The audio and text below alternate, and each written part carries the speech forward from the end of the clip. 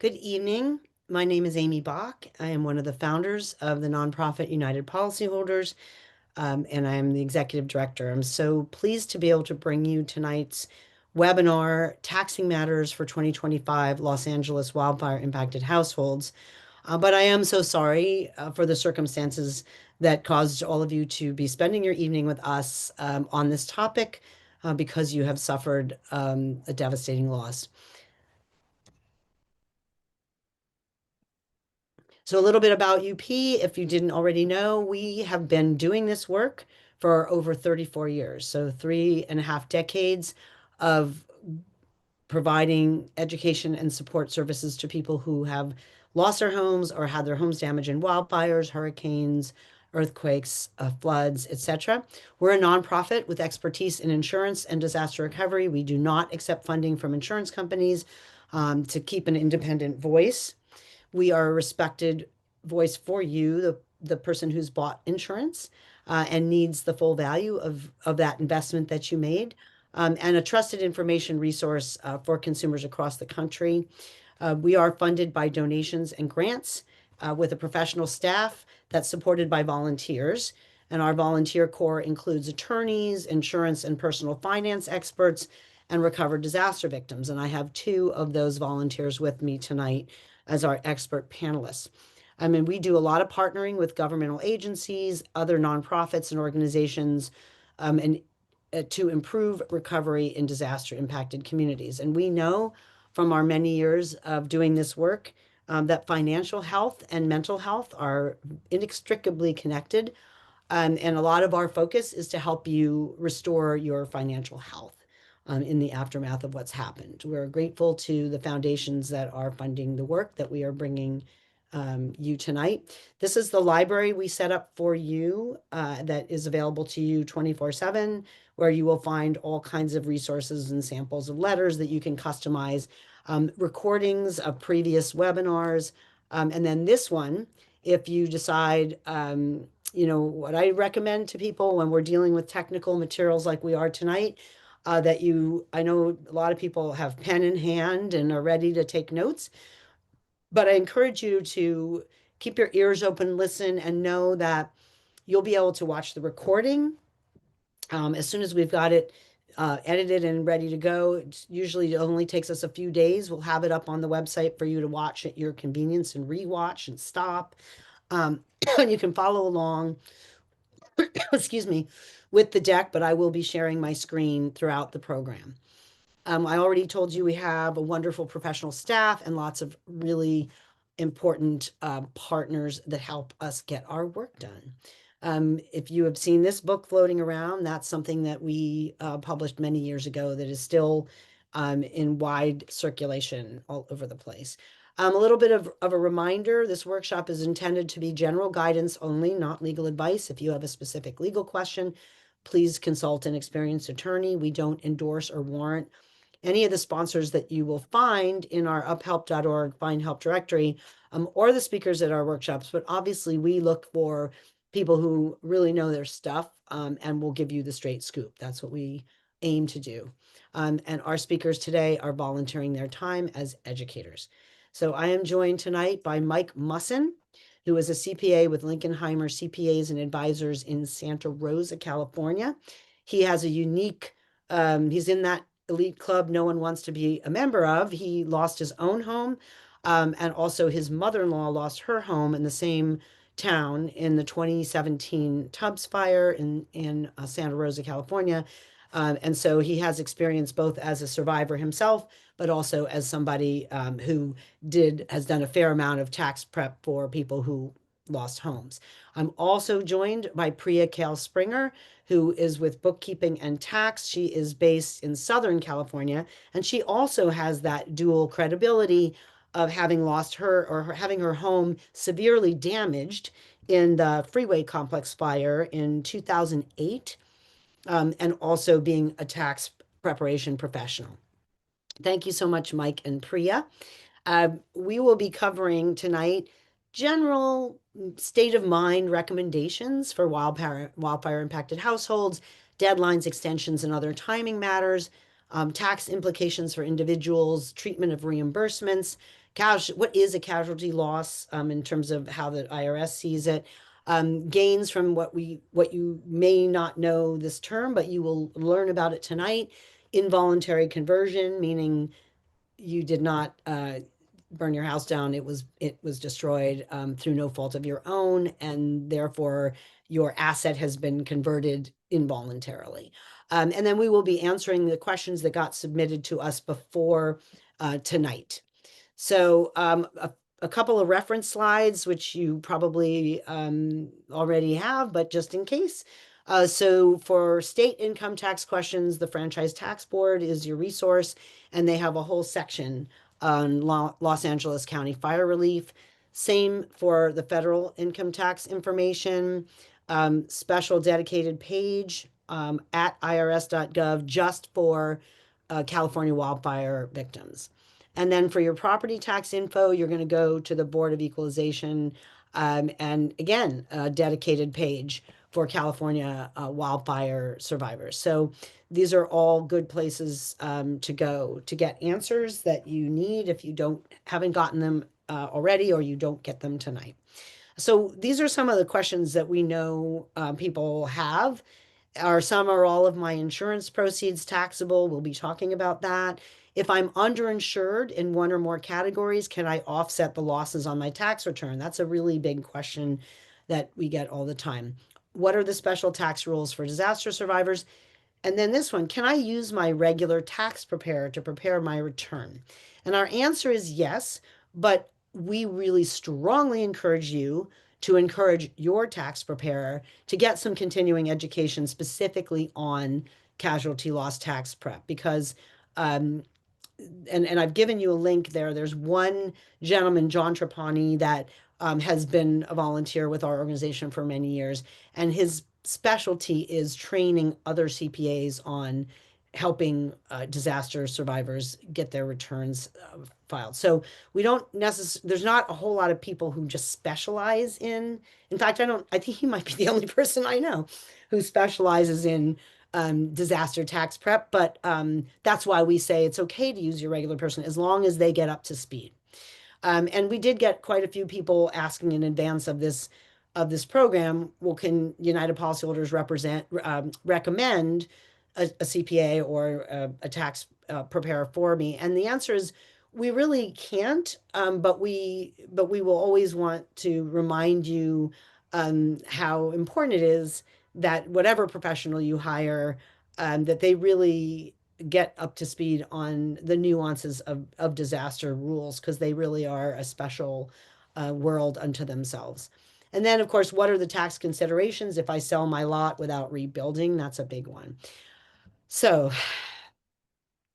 one of the things that both Mike and Priya emphasized when we were preparing, and we put a lot of time into prepping for this program, was how stressful it is to even think about taxes. And when you've got so many other things to think about, and you're probably, most of you, if not all of you, even if you have a partial loss, you're still probably out, not back in your home. Some people are, but a lot of people aren't. So, your life has been upended, and you have all kinds of stressors around you. And, taxes are not really anyone's favorite topic in general, but it can be another stressor. So both of them really wanted to remind, they wanted me to put this slide right in the beginning, to remind everyone that you have time to figure these things out, and rushing into decisions often does lead to hindsight regret. So just, try to relax your shoulders, and know that you will get through this. I've got two people here with me that are living proof that you will get through this. So let's start with you, Mike. What should a wildfire survivor understand about income taxes, just from a sort of a high level state of mind? Um, I, I think my initial point is don't be afraid of taxes. And I'm going to I'll make a statement. I'll ask you, Amy. I just put you on the spot. I didn't set you up either, but would you be happy to pay $1 million in taxes? If I had the income to justify Exactly. So why are we afraid of taxes? Well done, Amy, by the it. way. Okay. So why are we afraid of taxes? And sometimes it's a bit of a boogeyman, and sometimes we very much demonize it, but it's only a percentage of the money. It's rarely it's actually sometimes even a small percentage of the money. So don't be afraid of it. Just begin to understand it, and essentially it's math. It's not a boogeyman. Yeah. Okay, So. thank you. And then Priya, same question. Anything you want to add to what Mike said? No, I think that's appropriate. It's a number at the end of the day and it's a portion. And if you end up with more than what you needed, then that's usually when the tax hits. But if it's less, it's fair. You do the math and it's a fair calculation and don't be afraid of it. And then we've got a couple slides later on that give some suggestions for staying organized and documenting. But for back to you, Mike, how should a wildfire survivor keep track of expenses, insurance checks, reimbursements, etc.? What's I your mean, recommendation? yeah, I mean, you're talking to a couple of, bookkeepers and accountants. So our answer is probably going to be, maybe different than others. But, I had a separate bank account. I had a spreadsheet. I reconciled insurance proceeds, expected versus, receivable and actual. And so that spreadsheet still survives, actually. I still use it because we're still dealing with PG&E, et cetera, right? So again, though, consider that you may have to substantiate things, whether the money in, what it was used for, why did you receive it? A bank, the IRS in an audit normally starts with your bank account, and they're trying to figure out what that money in and what that money out is, whether it's income or not. So be prepared to substantiate, have records. And the last thing I'll say is if you walk in with a one-page memo, that is less effective than a stack of material. So I have literally been across a desk and handed that stack over, and they basically just handed it back and said thank you. They assumed I had everything right that was needed. So be prepared. Yeah. My experience was a little more chaotic. So I didn't quite have my spreadsheets going because I was juggling the kids and trying to figure out the basics, food, clothing, shelter on a daily basis. So I ended up just getting one of those binder keepers like I was getting for my kids. And I just put labels where the little slides were and I just throw everything in there and figure I'll get my spreadsheet later. But I have all of the documentation, just like Mike was saying. So that So was what? So I that think, yeah. Sorry, go it, ahead. it could be that simple, Whatever works for you, whatever right? works. Exactly. So what we do emphasize, and this is kind of the same, this comes right out of our, how to navigate your insurance claim, best practices, document all expenses and reimbursements, be as organized as you can, save all receipts, document and track all your insurance communications, with a journal, a daily journal. Hopefully by now you'll have this isn't your first UP webinar that you've listened to. This is our one of our mantras, to journal daily. Track all of your payments toward your contents, and also your obviously your other categories of insurance. And as you heard Mike suggest, open a separate bank account. Um, uh, and this suggests when replacing items, so just to track your expenditures, and your a separate bank account where you put your insurance checks, and then you pay for things out of that. Again, whatever system works for you. One of the things that you do need to track both for insurance and taxes is the cost basis of what you lost. And then, of course, staying organized with your insurance claim is very, very useful. Documenting your losses, you can collect pre-loss photos that you have in the cloud or that friends can give you, or even you can use Google Earth images, and then consider getting formal appraisals of high value items to just to, document those. Um, and then take before and after pictures of repairs, restoration, rebuilding, etc. Okay, so now we get to filing deadlines, extensions, and timing, which I know can be a stressor. So, Mike, do you want to talk to us about where did this October 15th come from? Normally everyone's April 15th. What happened here? Right. Initial due date is April 15th. You can file an extension to file. That is not an extension to pay. And so if balances are due, you need to pay those by April, but you can wait to file until October, generally speaking. In the case of a loss or this fire in particular, I would file for an extension 100% of the time because there is no reason to be in a hurry. So part of what we talked about is don't be afraid of taxes. Also, as Amy said, don't be in a hurry. You can get in this sort of this pace where you're just trying to knock stuff out and check boxes and get done. And the fact is, it's not going to get done real fast. So there's no reason to go fast. So, I want to kind of address an elephant in the room kind of early on in the program, which is, a lot of people think I've had this horrible loss, so I have a casualty loss, right? Or I can write off what's my, what the amount of my underinsurance on my dwelling, on my taxes. Why is that not true? Right. So it's a great segue. If you're in a hurry and you have maybe a tax preparer that doesn't have experience with this stuff, you may end up taking a loss. And I will tell you now that is not generally the experience. It's not actually a loss normally. Insurance and proceeds from settlement, legal settlement and things like that will probably outpace what you spent to buy and improve the property that you lost.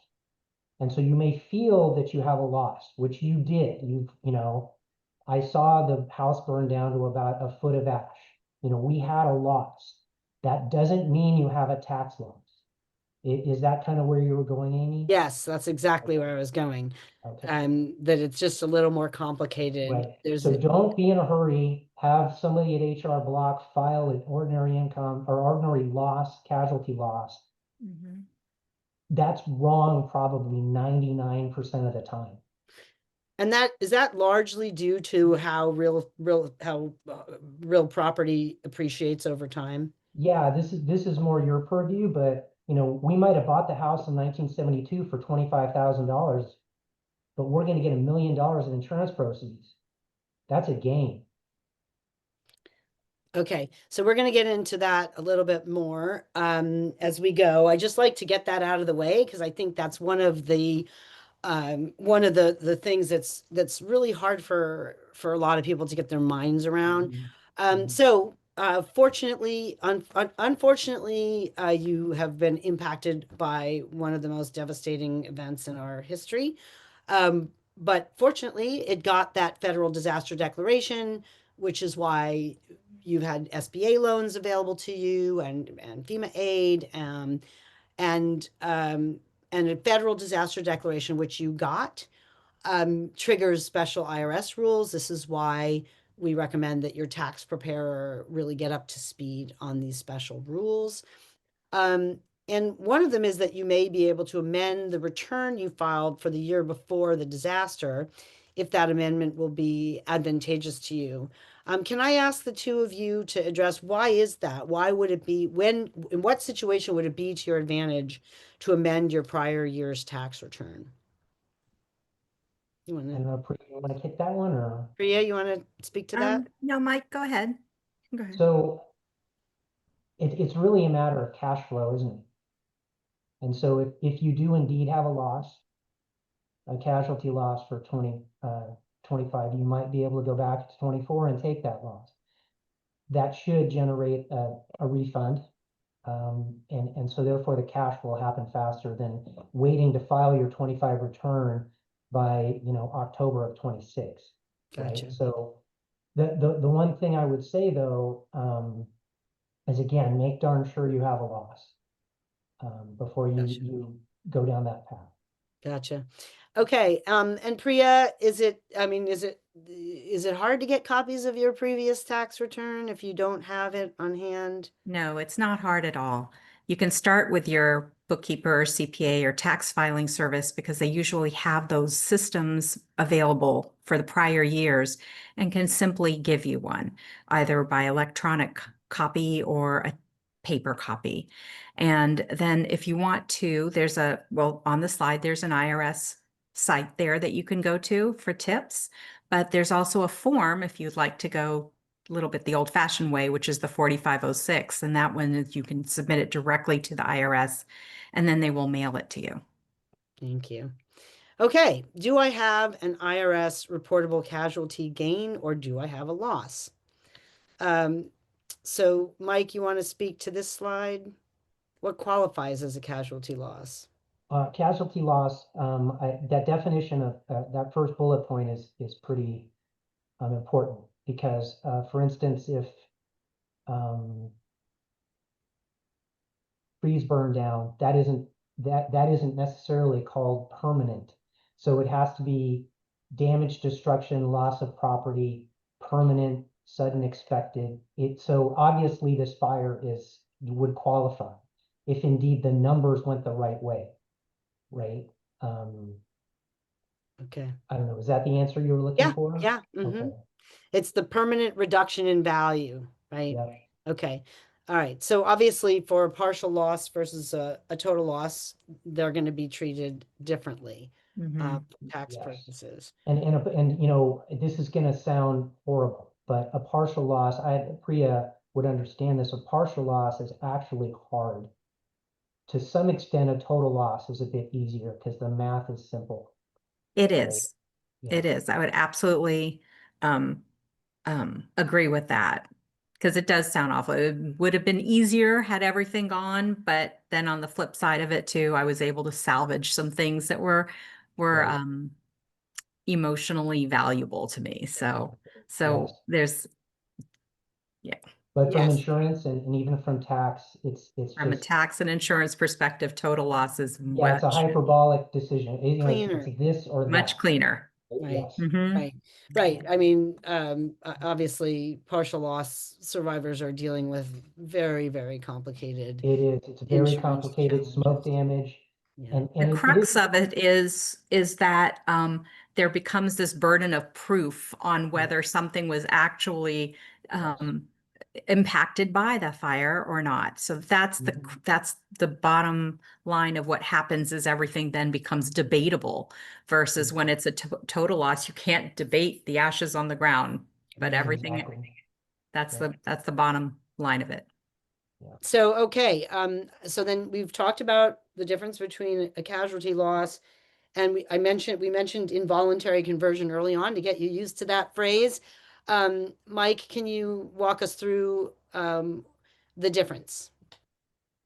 Well, hopefully I'll be able to express this right. But if you think about this fire and your insurance proceeds as a sale of the property, a la involuntary conversion. In other words, economically, you converted that principal residence into cash.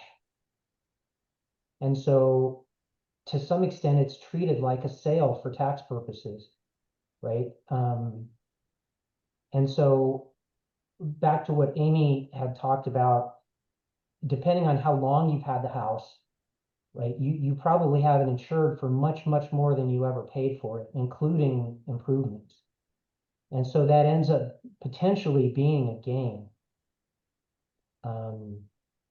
And if you have a gain, by the way, it doesn't necessarily mean that you immediately have a problem because there are some mitigating things like the principal residence exclusion or the replacement, right? And deferral of that gain into a new property or properties. So it's this identification, I think, of what were the proceeds for? You know, so you have this insurance settlement. Were the proceeds for the building? Was it for personal property? Was it for living expenses? If it's a business, potentially some other buckets of money. But when you're talking about the insurance proceeds from the principal residence, more often than not, I've seen a gain. Okay, but there, And I, go ahead. oh, I'm sorry. Yeah. And I'd like to reiterate, it is case by case basis. And the Right. length of time definitely is one of the biggest factors. In my case, I had not been in my home long, and so mine did actually generate a loss. But I also, um, that I hurried when I shouldn't have, and then I got audited. But and so but then I actually pulled out my binder and I was like, I'm gonna like validate my spreadsheet, and it actually ended up to be higher. but Your but loss. really it is case by case. So Mhm. But Priya, Okay, I love that. I have not seen two people that were the same. I never. It just hasn't happened. but okay, so but this 250,000 and per individual, 500,000 per couple exclusion is available as long as it was your personal residence for 2 out of the last 5 years, right? So that's a Yeah. straightforward And rule. and Amy, it has been my experience that a fair number of people, right, that it just wipes out their problem. The two, yeah, this exclusion. Okay, good. Yeah. Yeah. Good. We like that. We'll put that in the Yeah. good news category. Yeah. And you can also defer if if the math shows a gain, you can defer if, as Mike said, you reinvest in rebuilding your home. Do we have this right? Within 4 years. So it's different for a business. For a principal residence, Okay. right, in a federally declared disaster, yes, Okay.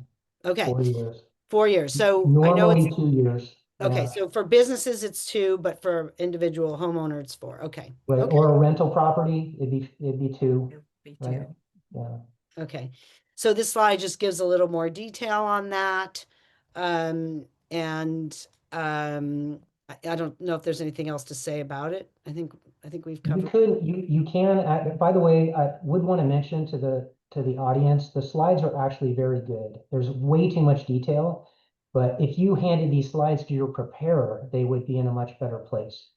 I did not prepare the slides, but again, they have all the information you could possibly need.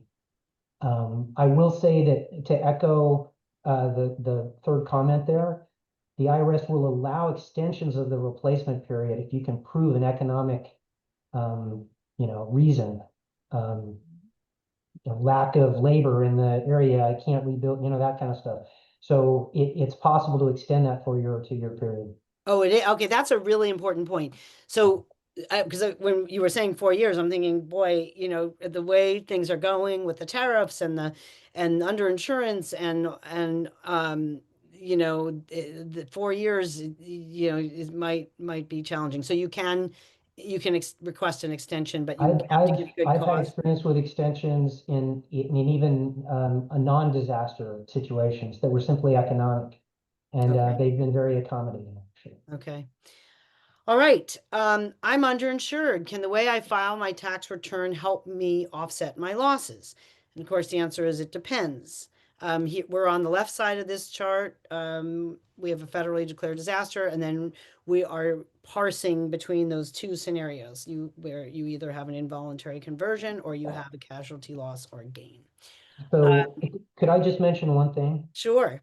So underinsured doesn't mean you don't have a gain. So just be careful of that, right? By the way, my cat's sitting on my computer, so I'm gonna. Let us see the cat. Um, So just be careful. I know that sounds unjust, but uh-huh. underinsured doesn't mean there isn't a gain. Okay. Yeah. So this probably should say, why don't I necessarily have or de facto have, right? You may have, but you may not, right? So this slide talks about um, that your insurance proof of loss is calculated entirely differently than the cost basis for tax purposes, right? Um, the cost basis rather than an actual cash value has to be determined for your lost or damaged property and then compared against what you recover from your insurance company, right? So So there are ways to offset and or convert the gain, but it's the different math, right? When you establish um, your your proof of loss, what you lost for your insurance company, that is different than for your tax purposes. I think we've made this point pretty Yeah. clear. Yeah, You're I gonna be would just say that, replacement value, let's say an insurance concept there is no concept for tax. So that thing you bought 25 years ago for $5, even though it's worth 25 now, it's got a $5 basis for tax. You can only lose $5. Gotcha. Okay. So what are your options? A casualty loss, an involuntary conversion gain, um, which would be non-taxable if it falls under the personal residence exclusion, the 250 or the 500, an involuntary conversion gain where you are going to defer because you're rebuilding and replacing. We just talked about that. Um, or an involuntary conversion gain where you're not rebuilding or replacing. And then, so what is, so Schedule D is what you would file in that situation where if the taxpayer is not planning to rebuild or replace if they're selling their lot, that's a completely different tax treatment, correct? It's just capital gain, so you're not going to pay ordinary income rates, and capital gain rates are very advantageous. Right. Okay. I wanted to mention something on that casualty loss. You almost have to use your crystal ball, and you have to try to anticipate your proceeds. So for instance, if you are in a suit with your, utility, Cal Edison. and yeah, it might not be a loss. If you think it's a pretty good chance you're going to get some money, then you need to anticipate that money and not take that loss. So Mike, you mentioned PG&E. So for the Tubbs fire that took Mike's house, that was found to have the utility in that situation, PG&E was found to have their equipment failure to have caused that loss, and then there were many lawsuits against them. They filed for bankruptcy. A fund was set up, that a settlement was reached, and then those proceeds have been being distributed. They were originally stock shares. Hopefully, with SoCal Edison, it's going to be a little cleaner. We seem to learn more with each with each fire, and there is the California Wildfire Fund as well. But for people who are, and so I think Mike, I don't know, are you done with PG&E? Are you still you're still waiting for that final distribution? Is that correct? Yeah, the trust still has a small amount left, but they will ultimately distribute 70% of that the settlement, if you will. Right. So Um, yeah. so let's talk a little bit about that, what you were talking about with when you know you're going to be getting more money. And Priya, I don't think you had that pot of money in addition. So No, you just had your insurance, right? There was no, but with correct. and certainly Palisades folks don't have that either. The Eaton Fire folks do. So the Eaton Fire folks have a very clear path for SoCal Edison's liability, and there's already a lot going on there. For the Palisades fire, some people are suing the county, some people are looking to get compensation from I think the some other agencies, but not a utility. So Mike, do you have sort of general advice on, well, you know you're going to get this, you might get this money, but you don't know how much it's going to be, and here you are, gosh, 8 years past your loss, still kind of not completely done. Now that is unique because of the bankruptcy situation, but even so, that was years. Yeah, I just think that the best situation would be anticipating any proceeds. I mean, not the worst situation is, actually, is you take a loss now and then you have to pick up some income later. And that's possible, but that's also not necessarily optimal. So that's where maybe you do need to go talk to somebody that actually knows what they're doing to kind of strategize a bit. But personally, I would rather not have taken the loss and you know, again, to Priya's point, everybody's different, and you almost have to go through that conversation. You know, you can't generalize. Okay. So yeah, what is IRS cost basis and why does that matter? Priya, do you want to speak to that? It matters just like the calculation Mike was talking about is you have to determine what your basis is in your property. So how much you paid for it and how much you improved it all goes into that basis calculation. And then, as he said, if you are a total loss, it's technically that you've converted that house now into cash. So you compare the insurance proceeds with that, and that will give you your answer. Okay. And we know that there is substantial underinsurance in both the Eaton Fire and Palisades Fire. We know that. Our organization has certainly been offering educational materials and engaged in advocacy to try to help people remedy that. But there it is.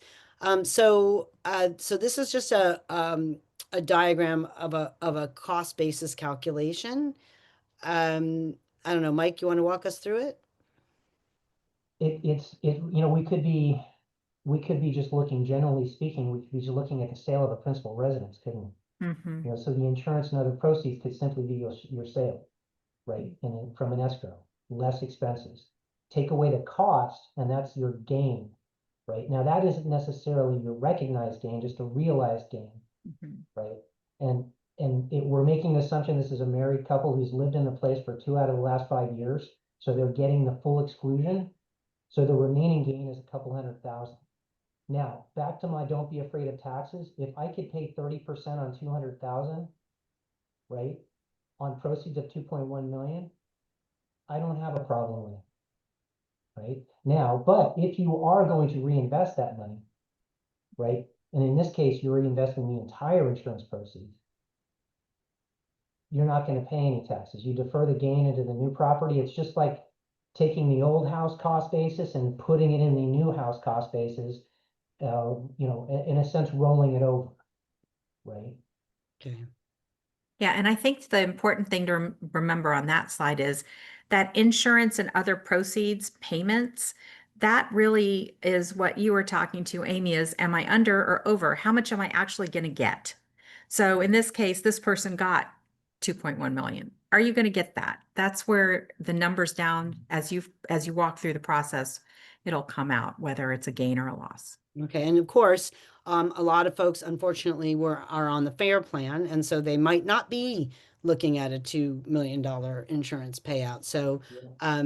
again, case by case basis here. Mhm. Yeah. Um, okay, what kind of reimbursements? And when we talk about reimbursements, we're talking about monies you may have received both from your insurer and or from FEMA, now that they have the housing assistance program. So um, payment reimbursements that you have received that are not taxable would include the your payments for your additional living expenses, and the money you got from if you got housing assistance from FEMA, um, and then if you got payments from excuse me, social welfare agencies, charitable organizations, etc. Um, Contents and personal property. Mike, can you speak to that? Why are payments for contents not taxable? Well, in this particular case, in a federal declaration, now this is a very taxpayer friendly um, provision where contents of personal property aren't going to be taxed. I would anticipate, and this is now I'm stepping into your shoes, Amy, you know, that I think the legislation anticipates large disasters and the potential for underinsurance on your building. This way you can use the contents and personal property, you know, proceeds to potentially augment. I don't know if I've never read the committee reports, but that would be my guess as to why they did that. Yeah. Well, a lot of people are using their contents money towards their rebuild. That is true. Okay. Reimbursements you may have gotten that are taxable would be unemployment compensation. You can't double dip. So if you were reimbursed for something, you cannot deduct that payments for real estate are treated the same as if they are paid by the insurance company. Um, some ALE insurance proceeds will be taxable if they're used to purchase an asset. And we're going to talk about that now in the context of that bucket of coverage that you have, hopefully, for your temporary living expenses. Some insurers call it additional living expenses, and people shorthand that ALE. Maybe they call it loss of use. Maybe they call it fair rental value. What do wildfire survivors need to know and consider related to your temporary living expense loss, the fact that you're now incurring expenses that you weren't incurring and you've lost the use of your home, and insurance for tax purposes? Mike or Or, Priya, you want well, to start? Sorry. I can speak to this one. So Good. the Okay. additional living expenses, if you use them, it's the use and nature of the money. So if you received the money for additional living expenses and you use them for additional living expenses, then it's not taxable. But if you then take that money and reclassify it, basically use it for other things than for living expenses, then that goes into whatever that category is that you reclassified it into, whether it was building the house or buying an RV or buying a rental property or any of those other things. Then you've technically taken funds that were not for that nature and used it for a different purpose. So then it will be taxed or looked at from a tax perspective as you actually used those funds. Okay. So what if a survivor uses their ALE insurance benefits to buy a temporary residence like an ADU, manufactured home, or RV? Is that what you were referring to, Priya? Yes. Okay. So now they've acquired an asset, so it's different? Yes. Okay. Yeah, it basically you didn't pay for additional living expenses, you acquire an asset. So all of a sudden it becomes building proceeds. And potentially it falls into maybe it's a replacement property, you Mhm. know, so it's contextual, like Yeah. Priya Right. said, it just depends what you use Yes. it for. It's Right. you use the funds for something other than the nature in which they were intended. Okay. Okay. Um, I think this is a good time to take another deep breath.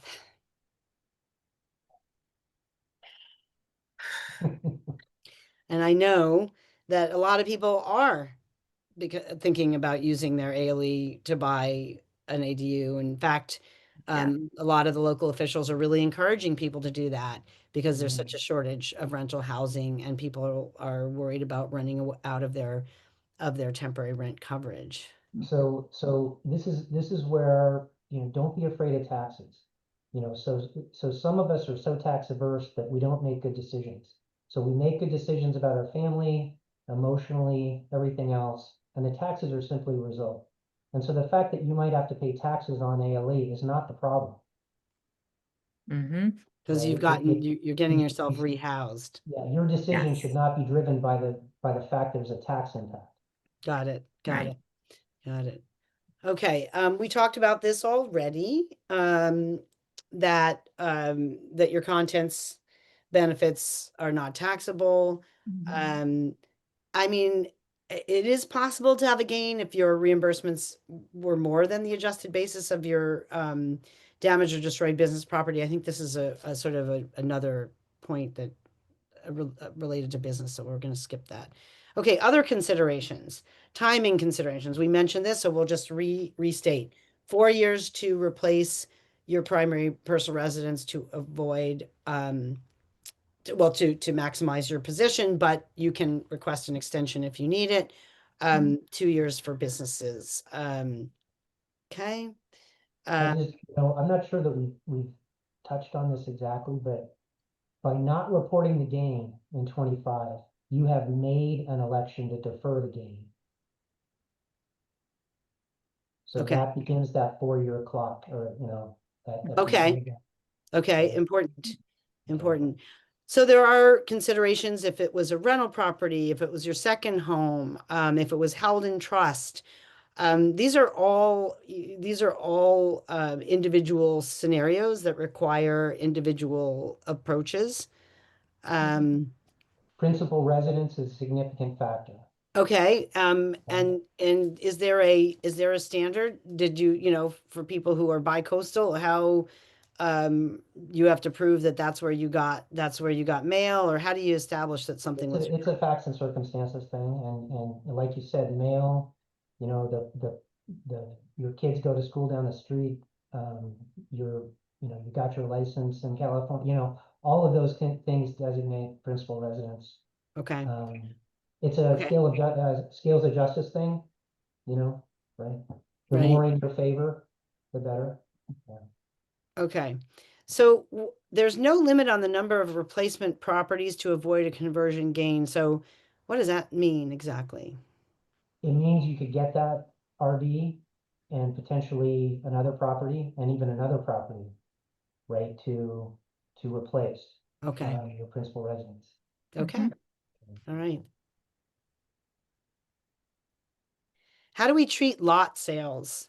So obviously, a lot of pressure on people, especially people who are underinsured and cash poor, that to sell their lots. What are we looking at here?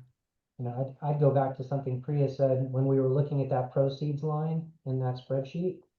If you sell your land, it's just more proceeds on that line. Simple Mhm. as that. And again, subject to exclusion, right, under 121, the principal residence, subject to deferral under 1033 and the involuntary conversion. So it's just it's not a bad thing. Yeah. No. So I mean, sorry, Priya, did you have something? Oh, I was just going to reiterate what Mike said is we all kind of do what we have to do and don't be afraid of the tax implication. So Mhm. so live your life and deal with the taxes later. It's kind of the way it always works is your life ends up on your tax return. Mhm. We worked really hard to get the law through that allows people to replace their homes by buying instead of rebuilding, right? And I still think that's one of the most important rights that wildfire survivors have in California that they don't have in a lot of other states. And so, but it does seem like it's pretty important to reinvest the lot sale and the insurance proceeds if you want to really Yeah. maximize your tax position. Is that a fair statement? I think that's a fair statement. I mean, if you had a principal residence and you want another one, then yeah, Yeah, replacement or rebuild is probably a pretty good idea. yeah, But yeah, again, going back to what Priya said, if you do the math and you only pay 20 grand and you have the freedom to maybe replace in 6 years after you take a around the world cruise or something, so again, it's you got to talk to everybody. right. You got to really kind of run through the thing because there is no template answer. One size fits all. No, Mhm. definitely Yeah. not. So this comes up, and we already talked about it a little bit. And I know that the laws have changed. And I've given two sites here for two really good articles on the topic. And I want to call everyone's attention to the title of the second one. Wildfire recovery tax treatment, even with the new tax exclusion, is tricky. So let's start. Either of you can speak to this slide. Are legal settlements taxable? Yes. Yes. Yeah. Yeah, So there, if you Googled IRS taxation of legal settlements, you get a very succinct page that is very good, by the way. It's very well written, and the answer is yes, right? And then, but you've appended down below that there's been recent legislation, right? Over since the Tubbs fire, really, um, that has excluded for California, excluded settlements. By the way, I will qualify some of this, but excluded settlements from taxation for both Fed and state now, right? So um, be careful though. The language in the Fed bill is very um, uh, general and says individuals. We can make a lot of assumptions as to how that applies to trusts or, you know, probably doesn't apply to corporations or S corps or partnerships and things like that. So hmm it probably doesn't apply to businesses, probably doesn't apply to rentals. So, again, that's that tricky thing that Mr. Wood is talking about. And by the way, these articles are very good. He's very good at what he does. Okay. So again, if it but for the wildfire, the answer would clearly be yes. But because we're talking Because about of the wildfire wildfire. losses here, the answer is most likely no. But we just really encourage you to work with, work with or be I think Priya would read these probably echo, articles or work with a professional. Go ahead. right, and Priya would probably echo this. It's, if somebody asks me if it's taxable, my shoe from the answer is always yes, right? It's always yes. And then you go find some way to maybe exclude it or shelter it under 121 or defer it, so, but there's always a yes, and then you start going down. Okay. Right. This isn't one of those it depends situations. It usually starts with a yes, and then you have to say why it isn't. So Okay. It's a unique situation. I think, it is unique. we were, United Policyholders wrote letters to, to support the federal bill, and also the state laws, because I think it is a unique situation, where, with the wildfire. Okay. So just a little bit on businesses, a um, similar scenario where a gain or loss on an involuntary conversion calculation, is similar to personal property, but with the following differences: land isn't included, um, and then That's actually a really good distinction. okay, If it's principal residence, there's a unitary concept where the building and the land are treated as one. That is not the same, right, when you're talking about a rental or a business property. okay. And just to set expectations, we're very close to the end of the educational slide portion, and then we're going to get into answering the pre-submitted questions. So we should be going for about another, I'd say another half an hour to get through all the questions that people submitted. Anything else we want to say about this slide, Mike or Priya? I think it's pretty much there. Self-explanatory. All Okay. I'll say is there's no special treatment. Okay. For business. Basically like it would be if it weren't a disaster. Right. And there's no, for business loss, there's no, you don't get that same 250, 500 exclusion, right? No. No.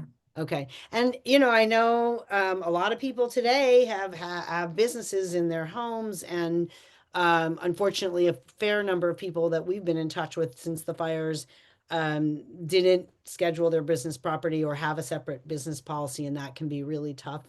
Well, yeah, that's a bad result. But Right. So that, that may, that's sort of another issue to really get educated on. What can you do when your business losses were unreimbursed by insurance? And that would be something to, you've really got a pie and you've got to slice it up. And so if you've got a multi-use property, you've got a component that potentially was principal residence and potentially a component that was business. And those are two very separate things and get treated differently. okay. That's a spreadsheet. Okay. But for the deferring, if it's a business loss, to defer the gain, on an involuntary conversion, similar, you have to reinvest within a certain period of time, 2 years. 2 years. So it's a shorter period of time. Yeah. Okay. All right. And real estate, generally speaking, is somewhat general, but the rules are a bit more, I'm being hyperbolic, but it's a bit more like a tractor for a tractor versus a tractor for a truck. You've got to be a bit more focused. Okay. So we're going to move through this because we're really focused on residential. But as Mike said, now you'll have this deck and you can reference it if you need it. All right. So we got some multi-part questions. This one. We expect a casualty loss, our personal property, as well as a gain on our structure. Am I right in understanding that we can take the loss in 2024, but the gain in 2025? Let's start with that piece.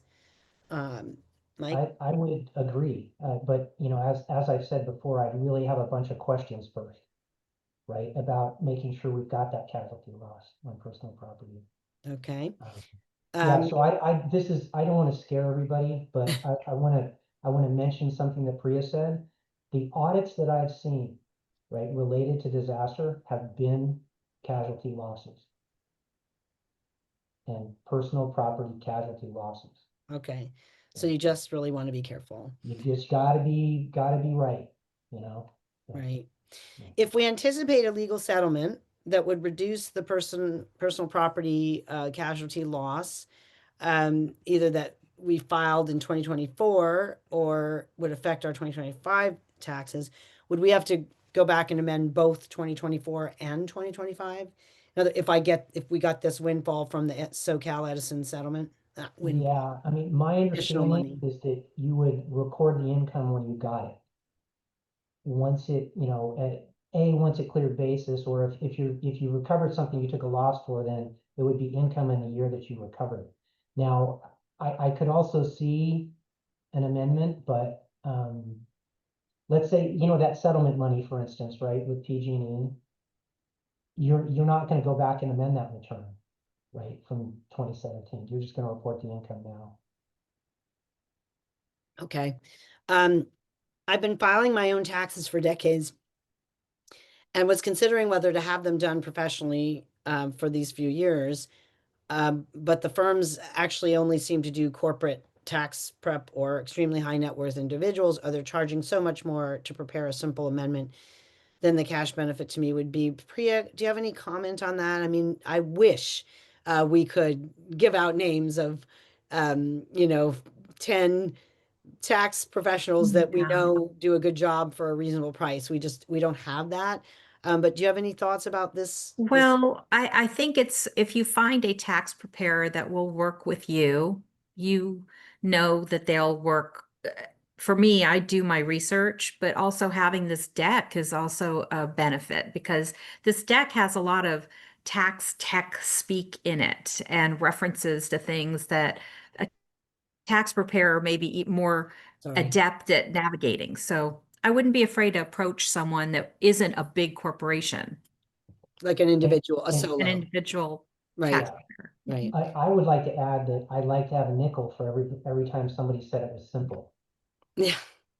Well, of course, and there has been the Woolsey fire, and then there was the Thomas fire. So there should be a fair amount of experience in the Los Angeles area, and it just takes a little legwork to find it. Mhm. Yeah. Um, Well, Sylmar and Santa Barbara were also happening kind of right, around the same time as my freeway complex fire. It's almost like three different areas. So there yeah, are, unfortunately, it's not, it is a specialty and yes, it's unique, but it's becoming, unfortunately, something that most tax preparers are having to look into.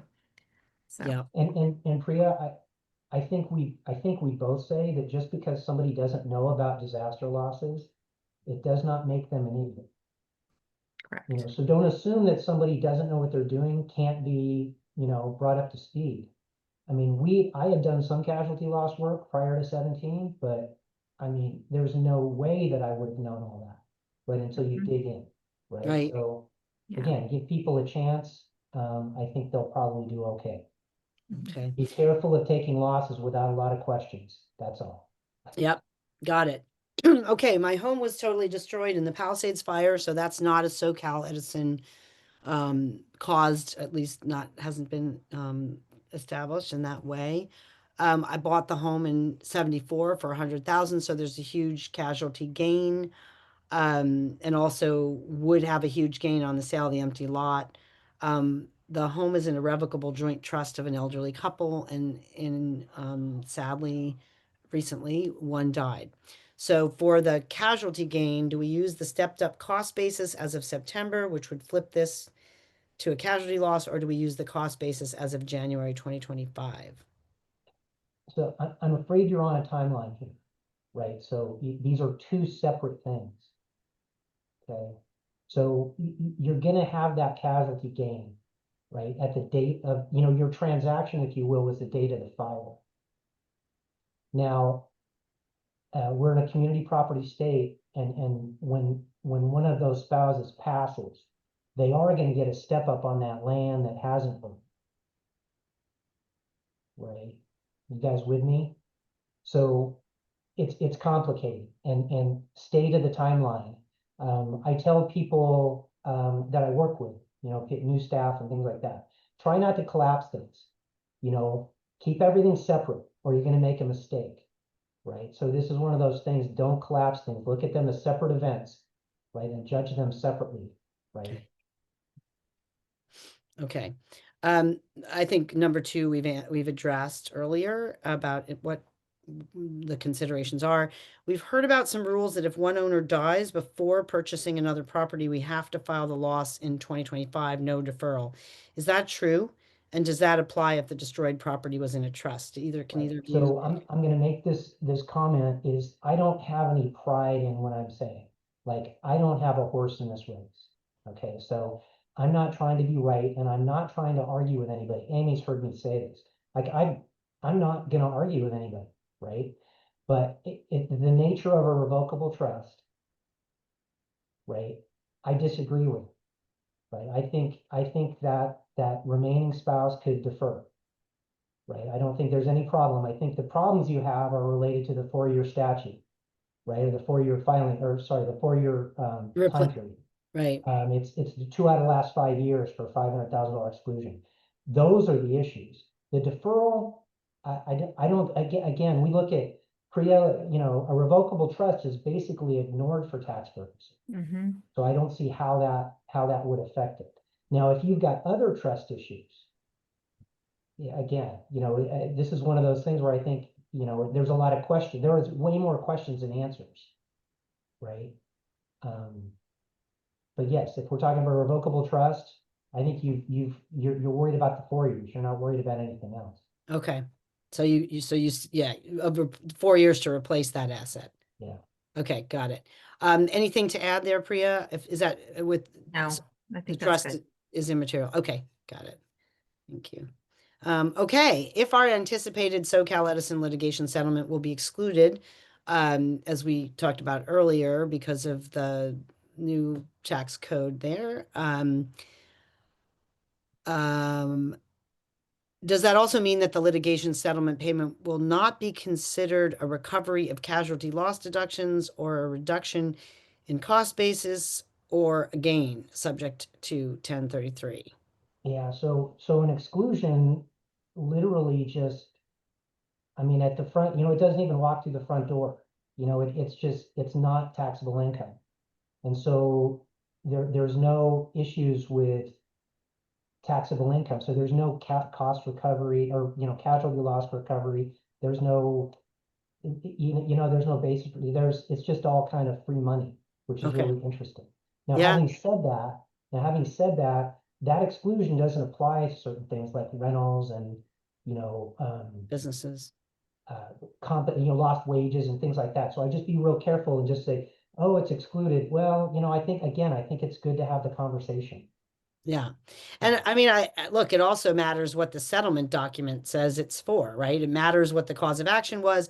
What does the settlement document say? So hopefully you have a good lawyer that's going to be careful about how the the settlement document is worded.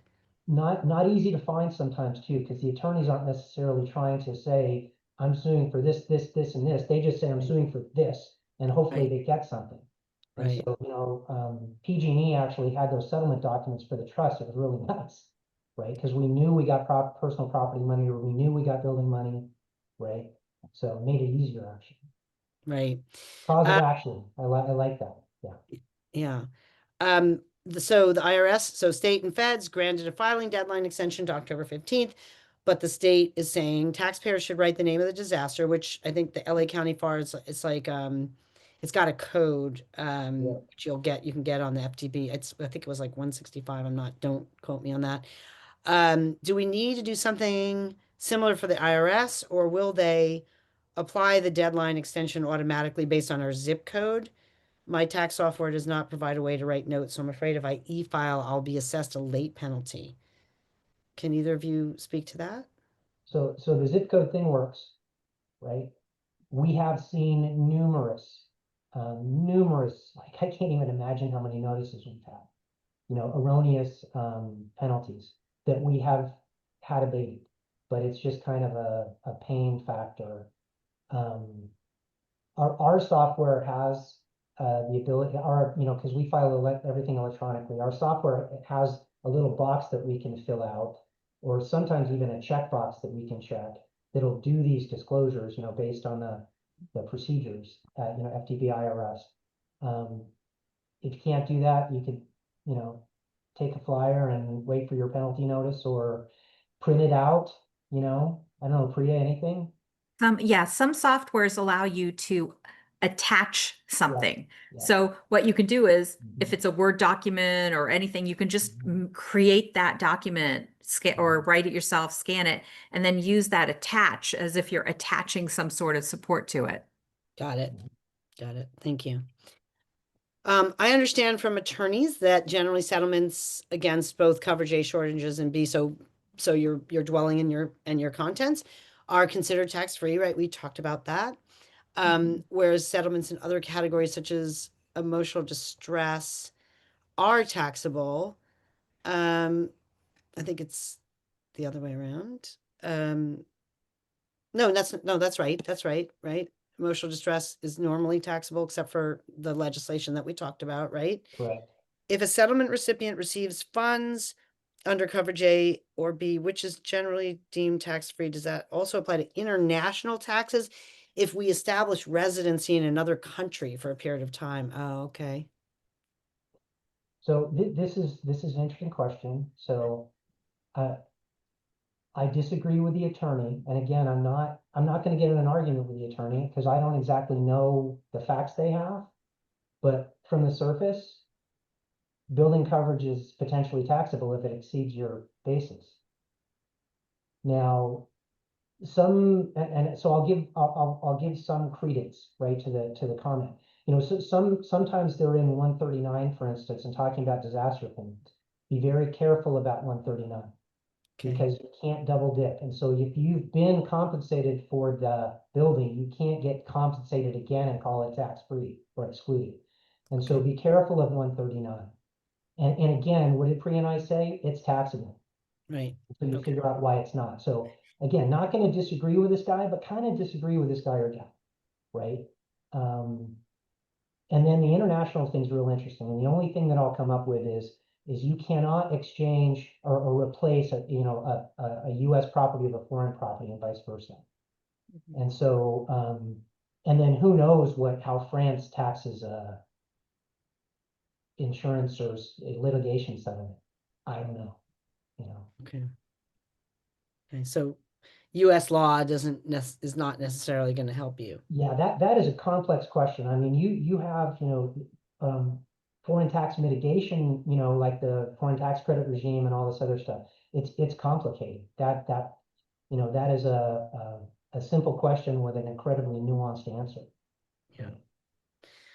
Priya, we did talk about this a little bit earlier, but how is compensation for ALE claimed for income tax if those expenses were not, let's say if you used some of your ALE benefits for paying somebody to do testing and smoke remediation? Yeah, so if you used it for your property, then you have not used it for additional living expenses.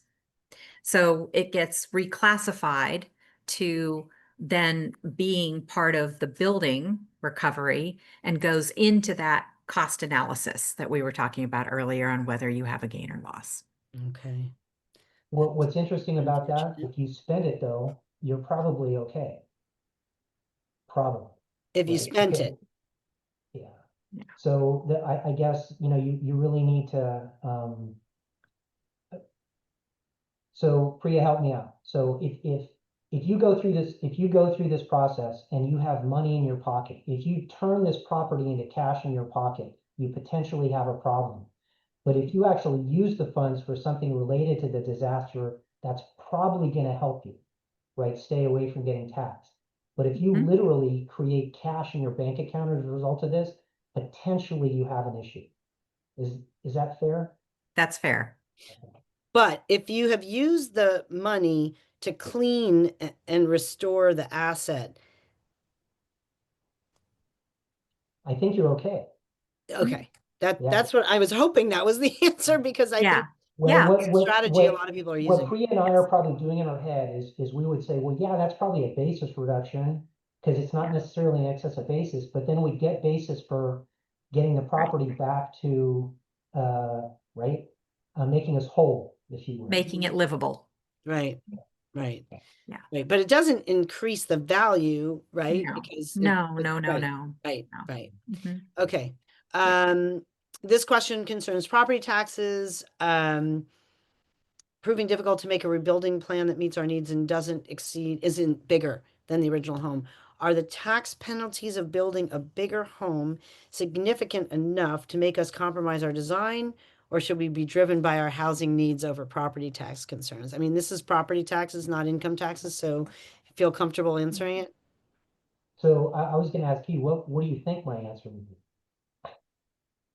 No, not, you do what you need to do for your quality of life. Yeah. Exactly. Am I a good And student? Okay. that penalty, if you will, is simply 1% of the fair market value over kind of what you had versus what you Mhm. have now. Right. Yeah. You know, so 1% is not significant enough to me. To prevent you from rebuilding the home Right. that you want. Yeah. Yeah. Mhm. How can we determine, Priya, whether a Yeah. grant or donation we have received is taxable or not? What about grants that were specifically for fire-related expenses that cover uninsured losses, but that we have not incurred, such as rebuilding? So, um, okay, so they got, These are, go yeah, ahead. these are excellent questions, and grants and monies received that aren't tethered to anything are not taxable. And it really doesn't matter whether you've rebuilt your house or not. Um, they're not taxable. And for the records, what I would suggest is to keep those award letters or the program descriptions and sort of what you use them for. And I wouldn't be afraid of taking this, using this, and it is not taxable. Okay. All right. And what records are, oh, so you already answered that, the grant. Yeah, the program letter or the grant letter. Usually when they give you something, it comes with something, not Yeah, this just is another property tax question, and if neither of you is able to answer it, we have a slide coming up, just that takes you to to Jeff Prang's, the website where he's got, answers on preparing the misfortune and calamity form. But if either of you know, are there additional benefits? And this would, if you know, Priya, because you were a partial loss person, are there additional benefits if I submit a decline in value form? If you don't know, it's fine. I don't know this Okay, that's part. fine. The only thing I'd say is the misfortune and calamity, I believe, is temporary, and the decline in value potentially is not. Okay, And so I will say that I filed it was a complete loss, but I filed a decline in value. Actually, the city county here was amazing. They were very proactive. They actually reached out to people, yeah, because obviously you didn't have a house on your property anymore, and all of a sudden you just had a piece of land. So they devalued everybody's property. Um, and that stayed that way for a while. okay. Right? And so I think it's go talk to the property tax people who. Yeah, and I think, Jeff Prang has done lots of public programs. He did a program for the Eaton Fire Survivors Network, and on his website, there's lots of really good information. And I do think similarly to your Sonoma County, I think LA County is trying in this context to bend over backwards to help people. Yeah, I would say our, Snow County was incredible. They did an Yeah. incredible thing. So I'm likely going to purchase an RV to put on my lot and live there during the rebuild. I'm going to use my ALE benefits to purchase it. Does it make a difference to me tax-wise if I buy it this year, or should I wait till next year?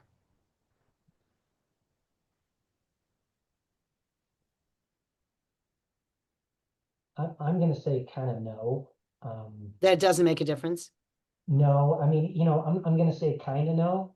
And and then, back to what Priya was saying, if you use the ALE to get that RV, it pours into the building bucket, and now all of a sudden you're looking at more proceeds for the conversion of your property. And then you go, okay, well, what am I gonna do? Am I paying taxes? Am I gonna rebuild or replace? So it just falls into that math, on the principal residence. Mhm. I don't know, On the Priya? other hand, if you're gonna run out of ALE, insurance, it's the practical thing to do, right? Yeah, it is one of those conversations, I think, and Right. hard to answer without An analysis of the entire situation. it. Mhm. Yeah, but I mean, I like your comment about, how long am I gonna get? Is it 2 years? I forget. AOE, It's can be up to 36 months okay, if as long as the policyholder is being reasonably diligent in trying to right, replace the asset, right? right. And then obviously it would be a settlement if you're gonna go out and buy an RV, so, Right, there's that math too, right? right, So, yeah. right. But the problem, of course, for a lot of people is that you may have up to 36 months, but often you will have a finite amount of the benefits and they just Yeah. may not stretch that long. Anything to add there, Priya? No, I think Mm. that's a long course of it, but Okay, well, this one's for you. okay. Unless I misunderstood the assignment. Did the Yeah. revised lower capital gains based on personal income in the Federal Disaster Relief Act of 2023 also apply to the Palisades and Eaton January 7th fires or just to the fires that occurred in 2024 and prior? So that Federal Disaster Relief Act of 2023 did have a cutoff date. And the cutoff date for that is December 12th, I believe, 2024.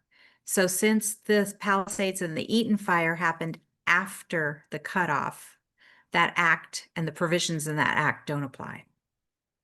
Okay, on this one, I'm gonna have to say that I believe that at least, I'm sorry, the federal. Okay, the federal.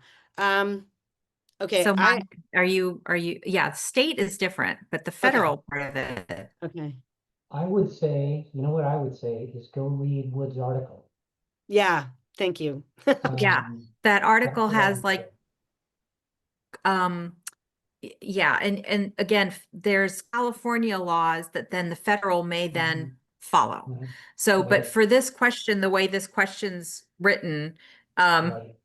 you have to apply the cutoff.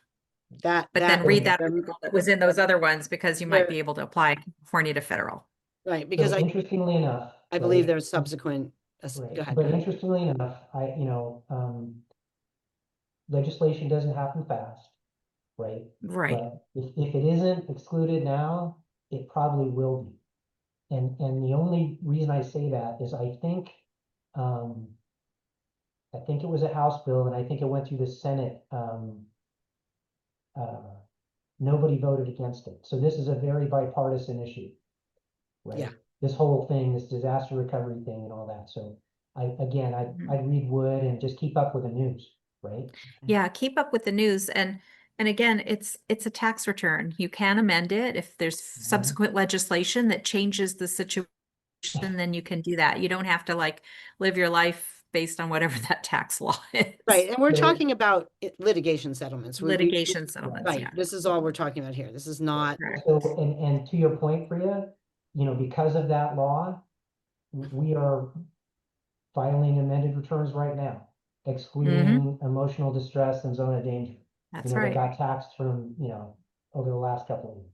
So, okay. Yeah. Okay, another one for you, Priya. Are tax rules different for insurance proceeds related to structure cleaning and repair and contents cleaning when you own the home versus, but you rent it out under a long-term It's lease, not your yeah. primary residence? So if this is your property that is a rental, then it is treated as a business because you have a long-term lease on it. So basically the proceeds for this rental, for the context, for the structure, for that aren't necessarily taxable, but it's not treated like your personal residence. Okay, It is treated like your business. okay. And if your insurance company pays you out for your dwelling and other structures and you elect to buy instead of rebuild, is that money taxable? Mike? If you actually, right, not only elect to purchase or rebuild, but actually purchase and rebuild, then that money's not taxable. And again, you've got to go through that calculation. You know, how much gain are we talking about? How much gain are we going to defer? How much money can you spend? You know, I'm going to really, really confuse people now, and that is that, you know, if you get that 2.1 million and you qualify for the exclusion, the truth is your reinvestment only needs to be 1.6 million. And Gotcha. I'll make another very confusing comment. This is not an all or nothing game. You know, so back to what Priya and I were talking about, if $20,000 somehow remains uninvested of the amount that you need to reinvest, you're taxed on the 20,000. You know, Gotcha. so again, it's not an all or nothing thing per se, right? Okay. How long do you have to use the payout from your insurance company for your dwelling and other structure to rebuild before it becomes taxable? We've been talking about that, 4 years, unless you get After the end of the year of the disaster. okay. If it's a federal disaster, it's 4. If it's From not the the general is 2. 4 years from The when? end of that year. So it would be 4 years from this December. Yeah, it's like a tax filing Yeah. deadline Yeah. Okay, thing. got it. Yeah. Okay.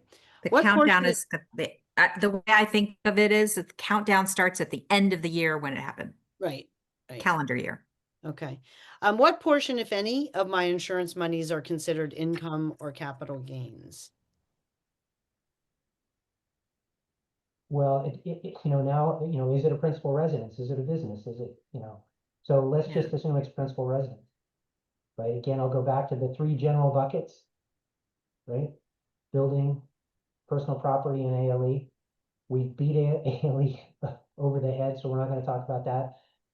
Personal property in a federally declared disaster is not taxable.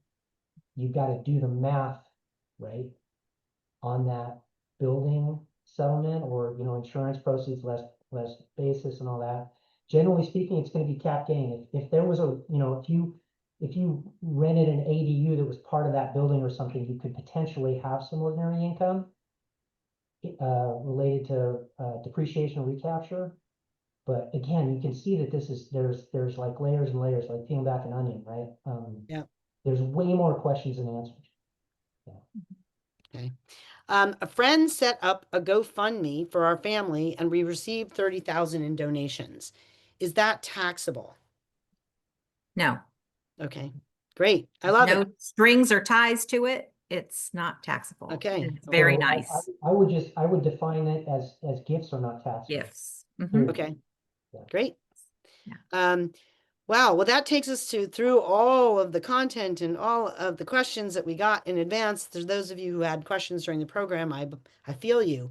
But you can see how complicated the scenarios are, and so we really appreciate that the folks that pre-submitted, and we certainly hope that the deck will be helpful to you going forward. For the property tax issues, this is the place to go. This is the Jeff Prang's assessor's information packet specifically for people who were impacted by a disaster. For Prop 19, the law that allows you to replace by buying or rebuilding in a different location. Generally speaking, you can keep your original tax basis, but it is always important to check with the county that you're moving to be sure. Jeff Prang also has some good information on Prop 19 that you can access. If you didn't get what you needed tonight, or you can't find what you need on our website or our recordings or our slide decks, we do have an Ask an Expert forum where you can post a question. Be patient. We will get you an answer as soon as we can. I want to thank all of you for your patience, your time, your tenacity, and wish you all strength as you continue on your journey. We are so proud to be able to curate information from experts like Mike and Priya and John Trapani, who had contributed a lot of the original materials and is also in our volunteer corps. And that's our website URL. I'm sure by now, I hope all of you are aware of that. Another special huge thanks to the foundations that are funding our work in the two areas and funding our local liaison in Altadena. So with that, I hope you all have a pleasant rest of your evening, and I will remind you that the recording of tonight's program will be up on our website for you to watch at your convenience within a few days. So Priya, thank you so much. Mike, thank you so much. I know every time a wildfire survivor has to revisit their experience to help others, it's not the easiest thing. So we really, really appreciate you going back in time and helping think these things through for those people who are now walking on the road to recovery that you both once walked. So thank you so much. Good evening, everyone.